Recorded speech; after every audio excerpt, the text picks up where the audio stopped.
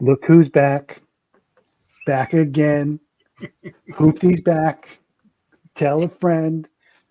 Hooptie Joyride with Brian and Steve. All right. What's up, Hooptie Nation? We are back. I am musically styling, fashion styling, facially styling. No. Anyway, I got a face for radio. That's what they told me. We're back. Here we are.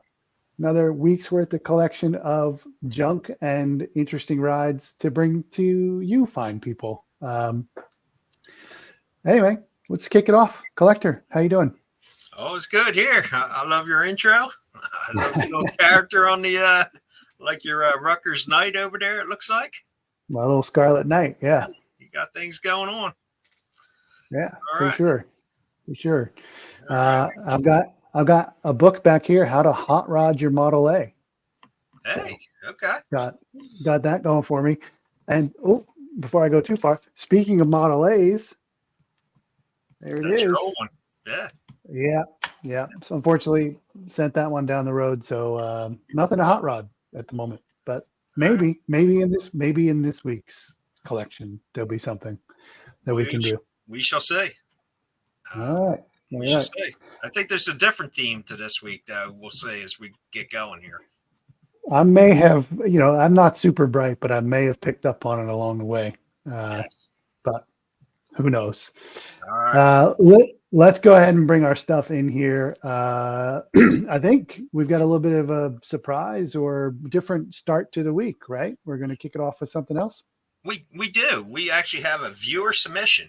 One of our viewers brought to us, we're calling it fan favorite. I guess a few episodes back, we had a trike we had done on here and piqued their interest. So they sent us kind of unique. I kind of like it because I'm an MG person myself, but it's a 1978 Yamaha Trike, $4,000 from Kellyville, Oklahoma. Not a whole lot of real info in the ad, the listing, but it's titled as a 1978. As you see there, they took a 78 Yamaha motorcycle, grafted it together with the back end of an MG. I believe that's an MG midget. So it's kind of cool. I'm an MG guy myself. But it says the tags are up to date. It's got a 1776 cc engine in it. The pulley loosened up and threw a belt. So looks like the motor's out of it. It says it's got new paint, new rubber. And if you happen to have, they are willing to trade for a good running engine for his 1972 T2 bus. So looks like a few projects there. Looks like frame over there in the background.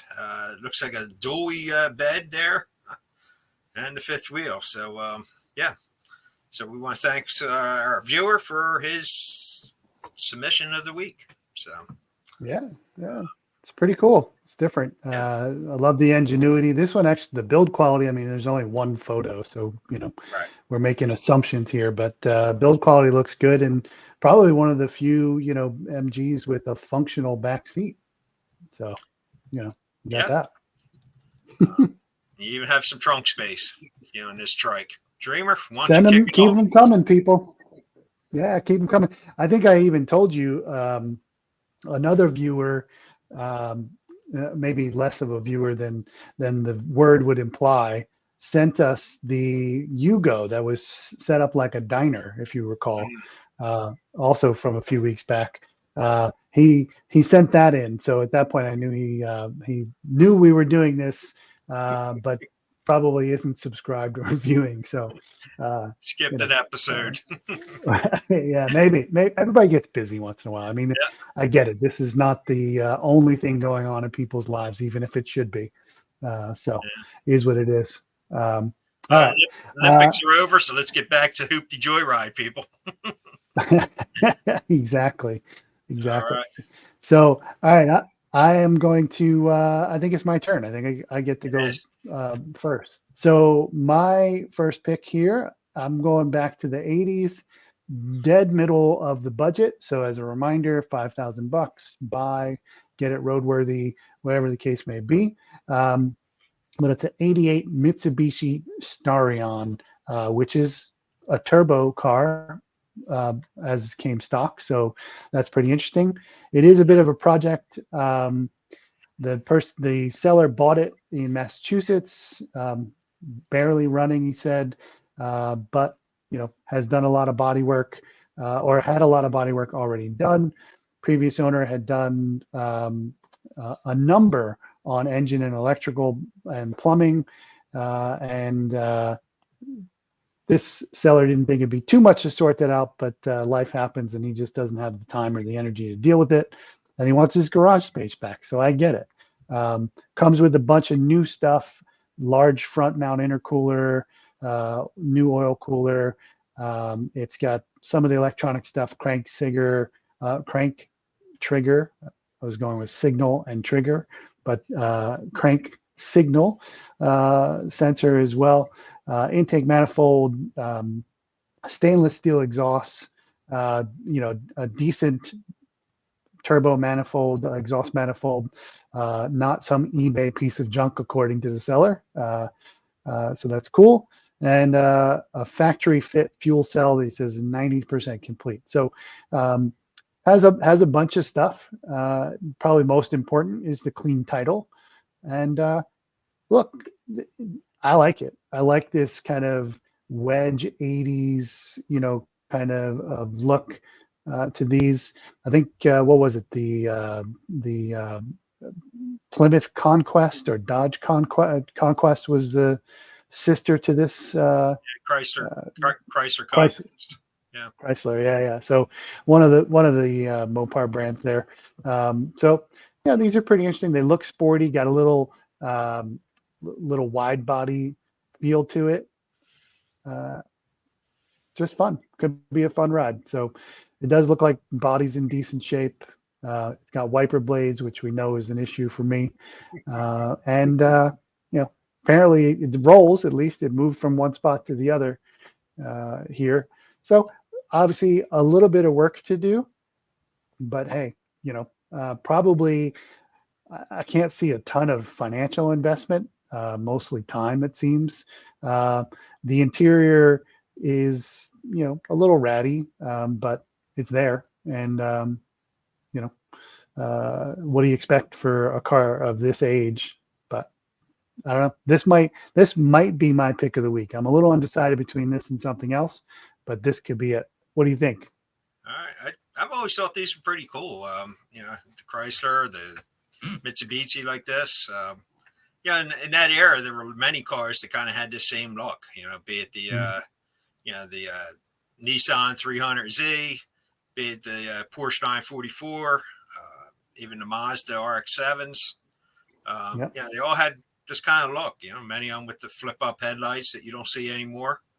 Make it kind of cool and unique. So, could it be a drift car? I don't know. Could be. Yeah. It's a good pick. Could be. Well, thanks. I like it. All right, you're up next. What do you got? All right. Well, I kind of gave a little preview when I said Nissan 300Z. So, I have a 1984 Nissan 300ZX. It's a turbo coupe, $3,500 from Norristown, Pennsylvania.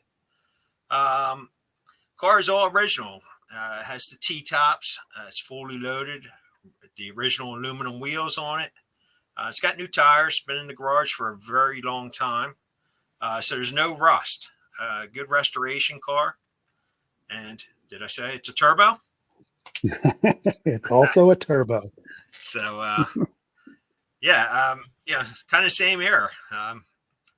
Quasi flip up headlights here. I always thought that was kind of weird. You kind of could still see the glass on the headlights, but the scoop for the turbo. I think the non-turbos didn't have the scoop from memory. I always thought these were pretty neat for the Japanese cars. As they moved on. See the turbo badging there, little spoiler on the back end. The car looks complete, looks solid. Not sure how great the paint is overall. You would have to see that better in person. Doesn't talk too much about how it runs or drives. Just says it's been in storage for a long time, been in the garage. So, Yeah. $3,500. I vote it's worth a look. Automatic, probably a downfall in my mind. You know, looks like the dash is cracked and it's got better days there. I've seen better days. But the old velour seats don't look too bad. And It's a turbo. it's also a turbo. Yeah. I'm with you, man. They are cool. I like. I think I like the 240, 260, 280Zs a little bit better, just in terms of style. But again, in the 80s, these were pretty cool. I had a friend in college that had one that we would beat on pretty regularly, and the frame broke. So sorry, but it was fun ride. The turbo definitely makes it pretty interesting. And this kind of was right before Nissan tried to make it a little bit more of a supercar or Supra type look with the next generation, which got a little bit bigger and heavier and not as performant in my mind. So yeah, cool. Yeah, it's very cool. I like it. Probably not too much. Like you said, it's hard to know the condition if it runs or not, but you got a little bit of money left in the budget to get it rolling. That's pretty cool. Yeah. Nice. All right. I'm going to keep this cavalcade rolling. I don't, it's funny. We don't plan this stuff, but seems to be a little bit of a theme emerging this week. Maybe two themes. Maybe we should do a quiz at the end to see if people pick up on it. But my next pick is a 1958 MG Model A or MGA. Fairly low on the budget, $1,850 coming out of Ellington, Connecticut. It's a roller, so you got to take that into consideration with the budget. No engine or trans, but the seller does say that MGB engines and trans are not hard to find, or they know of a good MGA engine and transmission that is reasonable. Knowing that there's at least one spare MGB motor sitting in your garage, I'm going to go ahead and say that's a true statement. Might be able to trip over them fairly easily. I believe there's one B motor and 3 trannies out in my barn right now. So, so maybe not hard to find. Okay. Core body has some rust, but it's not too bad. Fenders will need a little bit of work, or maybe even replacements. So as per most Facebook ads, the ad will come down if it's been sold. And if you ask, is it available, you're not going to get a response, which I think should be the default behavior in the world until Facebook figures it out and changes that. But at any rate, let's take a look. I've always really, really liked the MGA body style. To me, it's just a little bit, improved upon maybe the Austin Healey. Still has a little like Art Deco, maybe French kind of vibes to it. So I like them. I haven't had one yet, so maybe this is the one that changes my mind. But I do like them a lot. There weren't really a ton of photos on this. You can see that the hood there has been brought down to bare metal. Rest of the car's in primer, and the interior is rather Spartan. The wire steering wheel there needs a little bit of work also, but probably a little bit of cleanup. Doesn't say if it comes with the door cards or anything else, but these are pretty simple to work on. I think 3 or 4 fuses and basically light circuits and horn and the ignition circuit really is all the electronics. Lucas, the Prince of Darkness, may come back and bite you on that, but honestly, clean up the bullet terminals, and I think you're in pretty good shape. So this one doesn't have the engine, so you got a little bit more work to do, but the B engines will bolt right up pretty easily. So what do you think? Yeah, I've always liked the A. I've never owned one, like you said. Yeah, I've been an MGB guy for 30 some years now. So I got a lot of experience with them. The A, yeah, I've actually always liked the Coupe. Yeah, I see this Mhm. one's a Coupe versus convertible for it. Yep. One thing I want to point out, just so we can have it in some viewers' mind right now, if you can just remember how that front hood shape was in the fenders, keep that in mind for later in the episode. All right. Like you said, I think it's a good start. You got plenty of good chunk of budget left. 1850, got a good chunk left. So I've seen them much worse than this come back to life. So yeah. Yeah, for sure. It is a unibody, so if there is rust, you got it's not like body on frame, so a little bit different um, in that regard. But hopefully, you can get an engine for not too much. Maybe you can talk Hooptie Collector into parting with his. Maybe. What? They're out there. I've had a ton of motors over the years. Like I said, I do keep the spare up on the rack, and I have another head sitting there too. So I've got engine and a half and 3 trannies, I believe, out there. So Yeah. Sad thing is that for probably $500, under 1,000 for sure, you could pick up an MGB, parts car that might be complete. So yep. yeah, not All hard. right. So I'm going to keep the theme going. This is listed as a 1953 MGTDs, what the ad says. $2,500. Town is Center Morchase. Try my best at that. New York. So, as I always joke, I went into accounting world because English is not great in my pronunciation. So, anyway, Center Morchase, New York. 53 TD, $2,500. What I wanted to point out here from Dreamer's last car, the A, is I want you to look at the hood, and we'll look at that as we see this photo coming up. So this is obviously not a T-Day. It's a kit of some sort that they did. It says this was left to my wife. This is the seller's wife. When her father passed. I believe it's an MGA, he says. Kit car.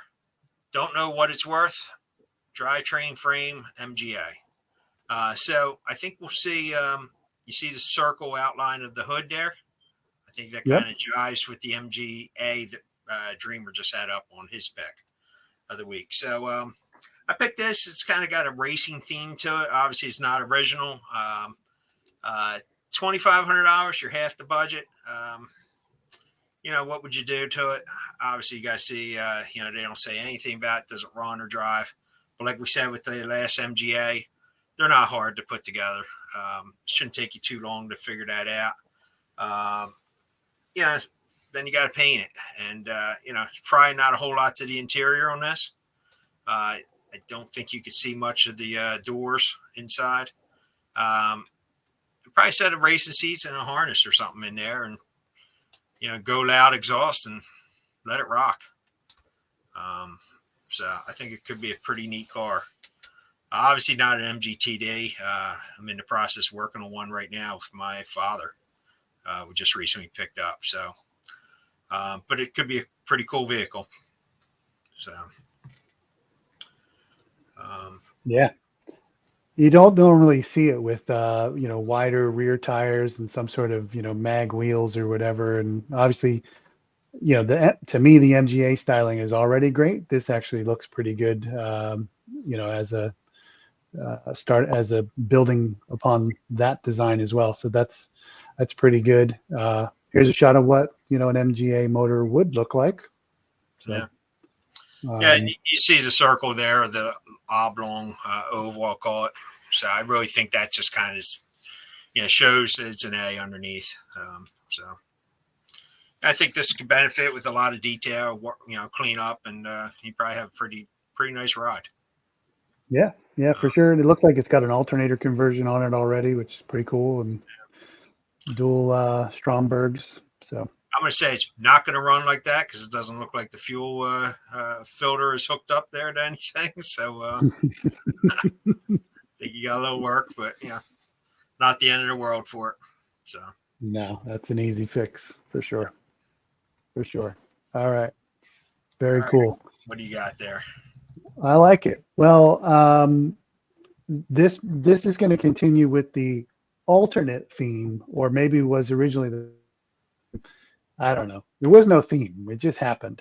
But here it is. For me, I'm looking at a 1976 Alfa Romeo Spyder, therefore convertible.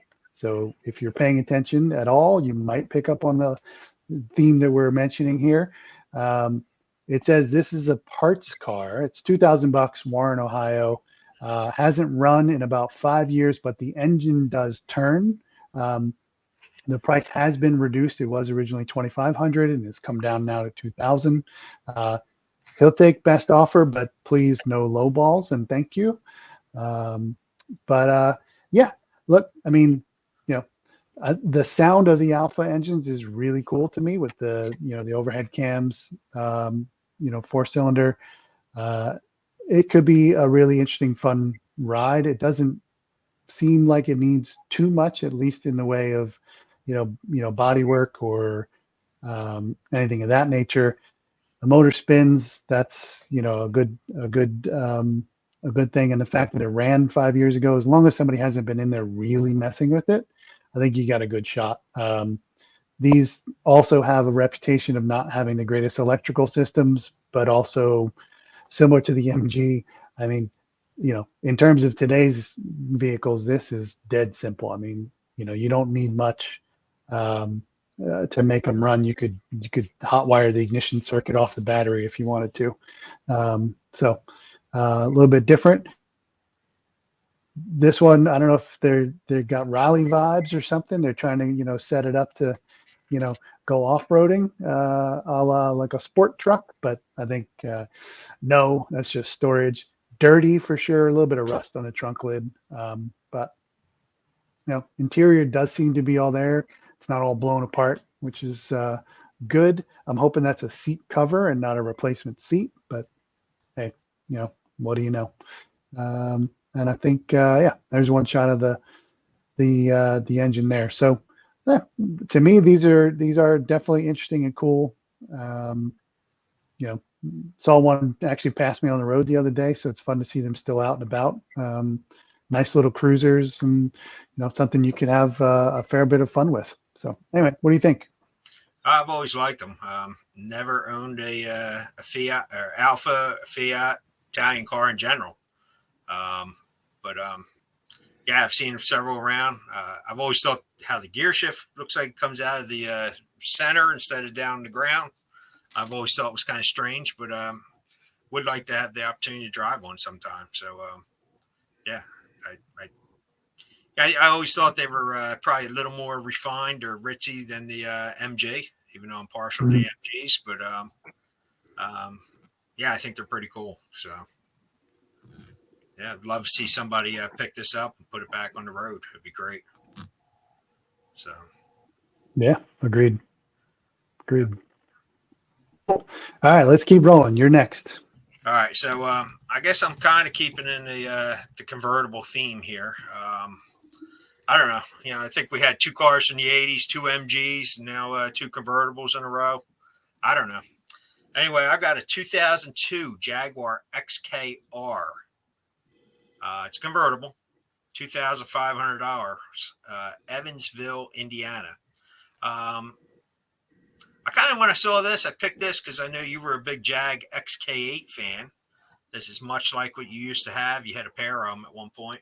The R, though, being a little more rare, that makes it a supercharged motor over your base V8 that you had. So anyway, they're calling it a parts car.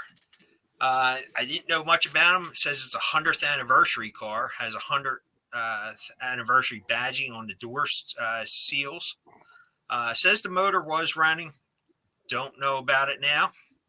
Was driven into the garage under its own power a few years ago. Body panels are good, but the paint is bad. Driver's seat stitching has come out.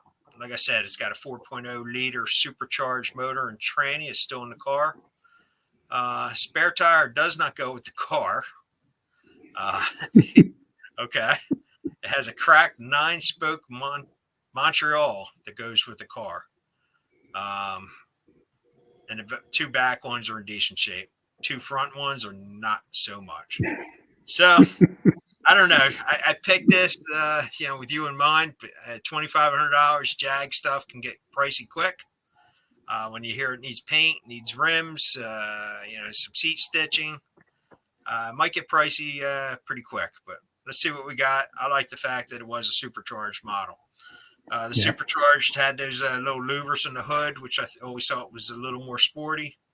But you can see, the paint doesn't look good there. I think you'll see another photo of the front driver's side wheel is the spare that you're not getting with the car. I'm not sure what he needs it for, but you're not getting that spare.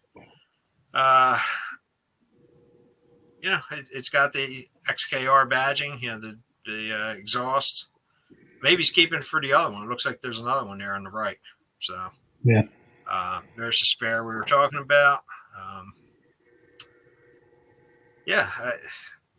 Like I said, there's the split in the seat, Recaro seats. It looks like the gear shift stuff's all been apart. I picked it. Do your due diligence because I'm not sure where you've come in budget-wise.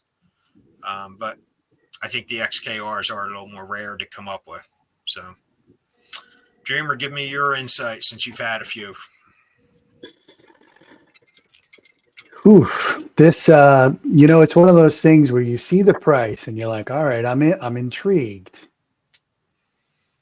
And then you see the condition and you're like, somebody talk me out of it. Because as you said, this can get expensive fast. The transmissions in these cars were the ZF model that you see in some of the BMWs and Mercedes.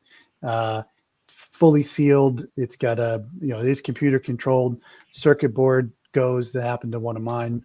That was $1,000 part, let alone getting the tranny out and fixed. That's a lot of money right there. And anytime you see that somebody's already started monkeying with the gear shift boot and everything else, to me that's a telltale sign of there is something wrong that maybe is not being disclosed. The other thing here for me, what's up with the paint? Like it literally looks like somebody stored metal racks on it and just drug them off the thing. All kinds of scratches. So, could you get this? Stay under $5,000?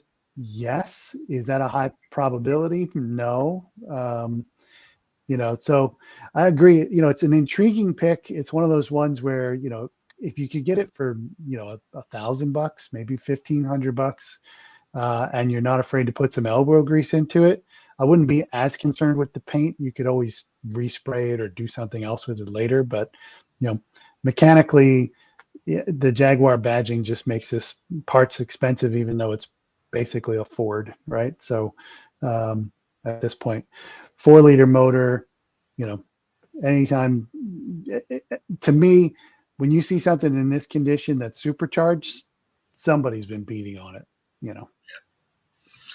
So. I think maybe they were practicing braking for the Olympic sport on the hood, and that's why you got all the scratches. Spinning on their forehead up there. All right. Let's fast forward to your next pick. Popping and locking? Yeah. No? All right. I already sang. I'm not going to. Now I've danced. What's next? Am I a triple threat? Let's move on. Yeah, exactly. All right.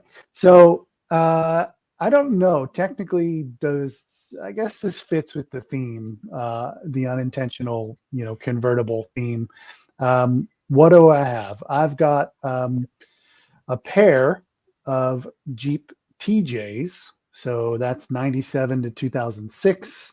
Round headlights, coilover suspension. 3,000 bucks from Morgantown, West Virginia. It says it's 2 complete TJs plus 1 good frame, and a new 4-inch Skyjacker lift, brake lines, paint for the frame, other miscellaneous stuff. They're both 6-cylinder automatic transmission Jeeps. So, the venerable 4-liter inline 6 that will last a very, very long time. So that's kind of interesting. But that's about it in terms of what we know, or at least what the listing says. When you look at them kind of sitting in their wild element, one has the upgraded alloy wheels over the kind of 5-spoke Jeep wheels there. You do have a hard top, which hopefully has not been drilled into with a luggage rack and therefore leaking like my last one was. But you've also got a soft top. So maybe you've got some, decent parts between the two. This one looked a lot better from the other angle. Now it's kind of dirty and ratty and whatever, but this hot pink Pepto-Bismol looking one has, unfortunately, because of the front end damage, you're not going to get 4 of the same wheel arches there, but it's got the step side and, again, the hard top, which you can do something with. Not sure which interior this one is, but it looks pretty clean. These older Jeeps, typically it's missing a knob. The switches are broken. This one's got the upgraded stereo. So it does look like it's got the dreaded vent droop that always happens. For some reason, that driver's side one always just falls down after a while. But it looks complete. You've got keys, which is cool. So you got that. And then, here's a shot of the frame, which thankfully is inside, because more so the YJs, but the TJs also sometimes have a bit of an issue with frame rust underneath the driver's side door, and a little bit of accordion shaping that happens. So I don't know. It is a little high on the budget, but it does look like you've got a lot to work with, and you can and maybe even sell off some stuff that you don't need at the end to recoup some of your costs. But for maybe another few $100, $1,000, could you get this? Could you get one decent ride out of basically the 3 frames and 2 bodies? I don't know. It's a thought. Anyway, what do you think? Yeah, I'm thinking you take the teal one. That looks the most complete and easier to go with. Maybe you get that one running and driving as you clean up this frame here, and you think about moving the pink one over to this frame over time. And maybe you can source some of the front fenders or the front end you need for the pink one. Maybe you end up with 2 of them, even if they're not perfect. One for mud. And, So, I think you have a lot of options. They're not too hard to work on, I suppose. I haven't ever dealt with one. But they're pretty easy. If you're a Jeep person, you love your Jeeps. So, yeah. And what's interesting, if you can get a decent one, especially with the lift and running and driving in good condition, I mean, you can make your $3,000 back pretty easily. So, yeah. Cool. Sounds good. All right. So, I've got continue with that convertible theme also. I've got a 1991 Geo Metro LSi. It's convertible. $750 from Fort Campbell, Tennessee. Once again, if you ask if it's available, I will not answer. If it's posted, it's available. It needs a top. It does have a clean Tennessee title. It runs and drives. There's no check engine lights. It's an automatic. It's a 3-cylinder and $750 firm. So let's see what you get for a whopping $750. You get a convertible. You get hubcaps. You get beat paint, beat body, and like you said, it needs a top.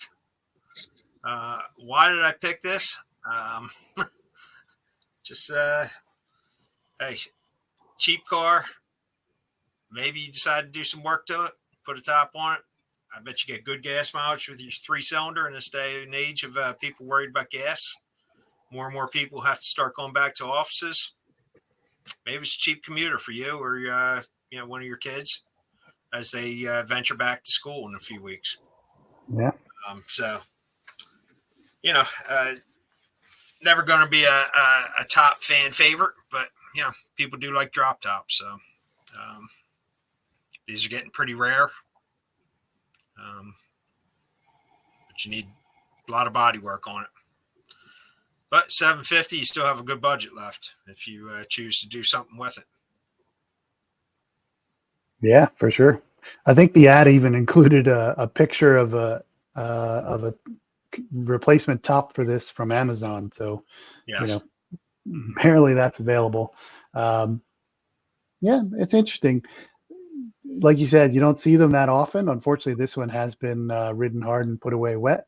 But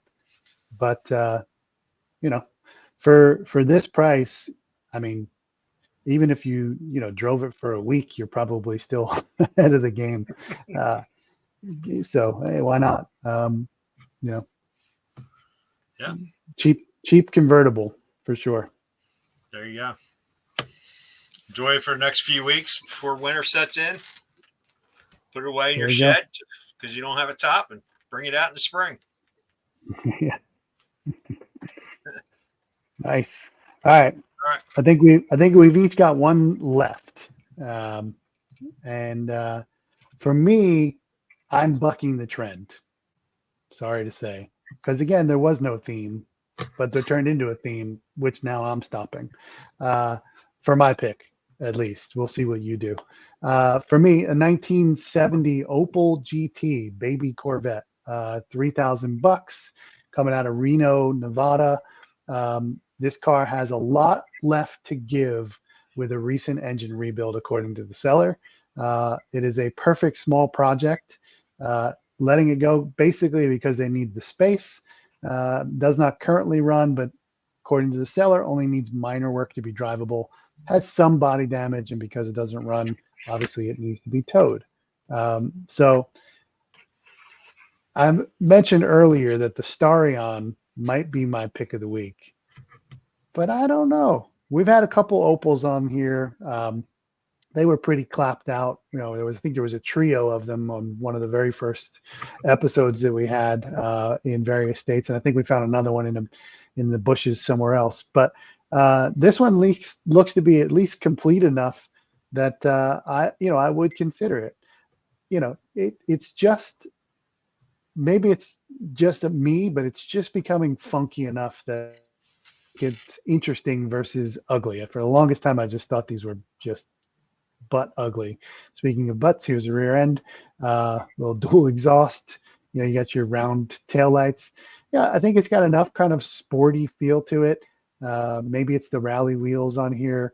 You can't do anything about those funky shaped headlights, but that's just part of its unique charm, perhaps. Interior on this one from the photos looks to be in pretty decent shape. And this one has got 3 pedals.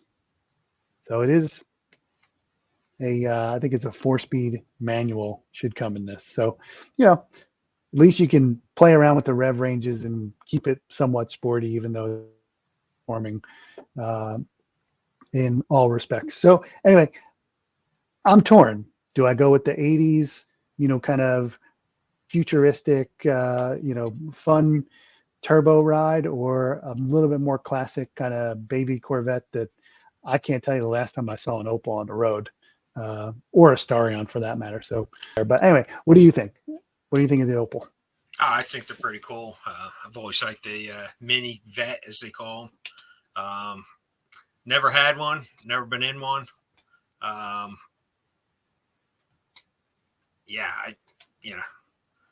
think this could be a good bet for you. Thank goodness it's a little far away for you.